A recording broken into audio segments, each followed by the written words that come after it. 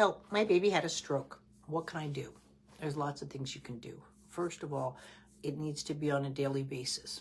When a child has a stroke, your baby could have stroked in utero. I've worked with plenty of that. And they could stroke during birth or they can stroke after birth. You'll actually see probably more severities on the after than the farther away it gets from the birthing process, you will see more severities in those cases, right? Why? We are taught that, like over here is speech and over here is vision and, whatever. It doesn't matter. We're not here to teach anatomy.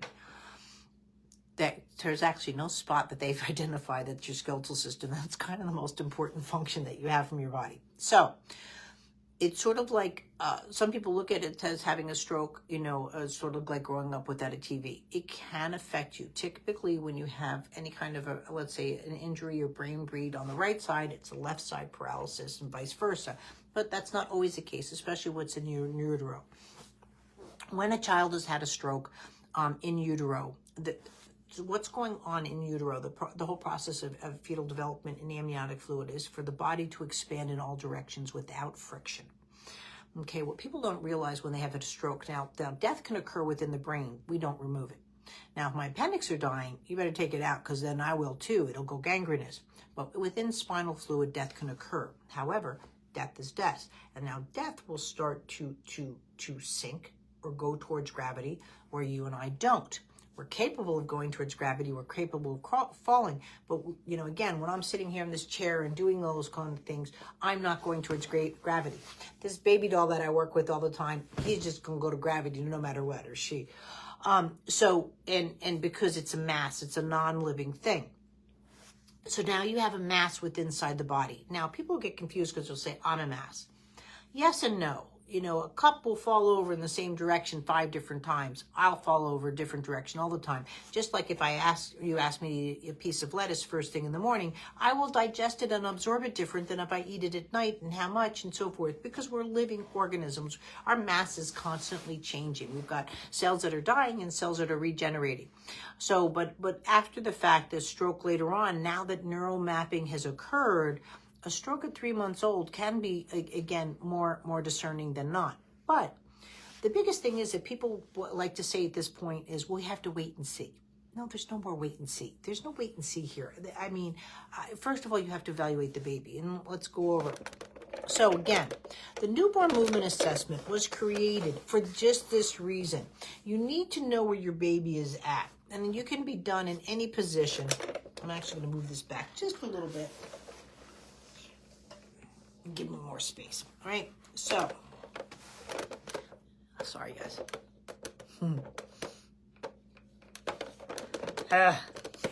I've been having all these conversations about social media today, and I'm 59 doing all this stuff. But I'm telling you guys, you just got to get over it. Social media is here to stay. Have a nice day. That being said, so the newborn movement assessment can be done any way, shape, or form. It can be done from the side, from the back, the bottom. All my videos are done to show you hand placement and things like that. But, you can move a child. You can work with it. You can do it this way. But what you're looking for is to see if there's rotation within the head region, the shoulder region, the chest region. Now, I can do this with my naked eye. I can just see whatever's going on.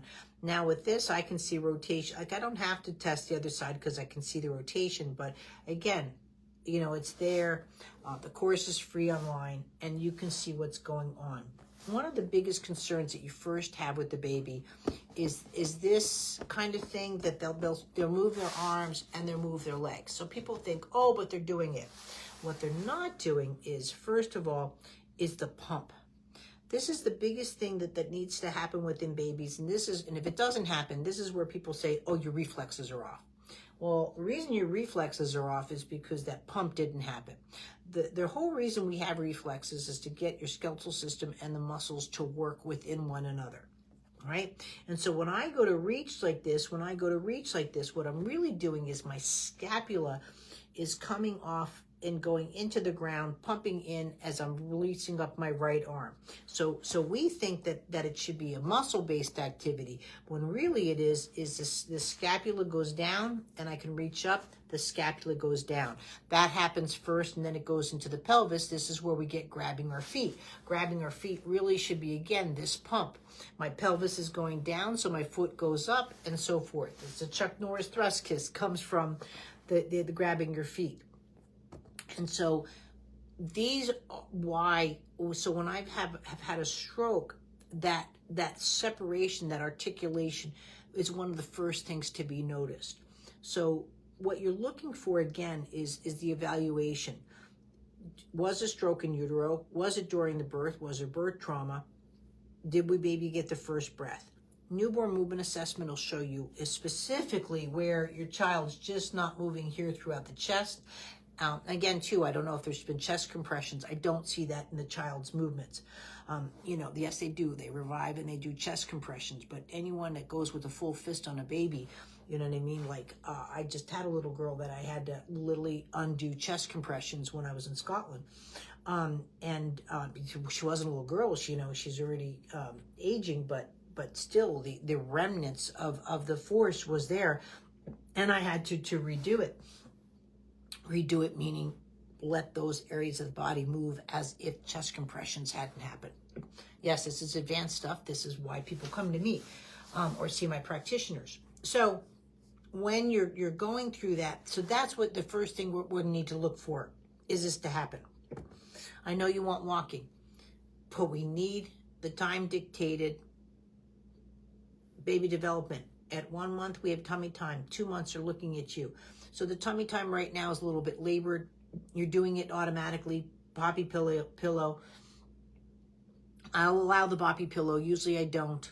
I just want a nice solid colored backdrop for the tummy time. Tummy time should start looking like this because you're just at 9 weeks, right? Your baby, by the way, is going to slip through the cracks because you have a very good looking baby. And they're really not going to be helping you with this. This is why you're coming to me.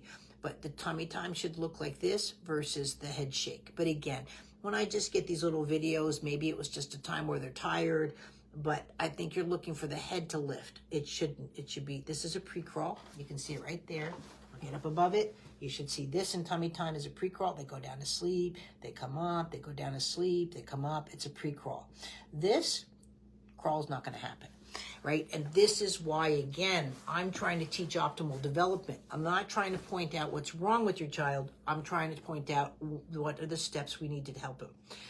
I would get into the Worried Parent Support Group, into that, and you'll have all my courses right there on a silver platter. However, I want you to do the newborn movement assessment, then the breathing course, and from that, go into the tummy time. We need good foundational milestones. I'm not here to overwhelm you. I'm here to support you. And then again, if you have any problems with the videos, you can post it up. Or again, I want to follow up of if we have progression going on, or are we starting to see muscles starting to get a little bit spastic. We want to curtail the spasticity. How do we do that? What I'm teaching you here: weight transfer, transitional movements, and rotation. Okay? That's what we're after. So from there, we'll go. It's been a pleasure. Sorry you had to wait so long. I'm trying to catch up now. Thanks.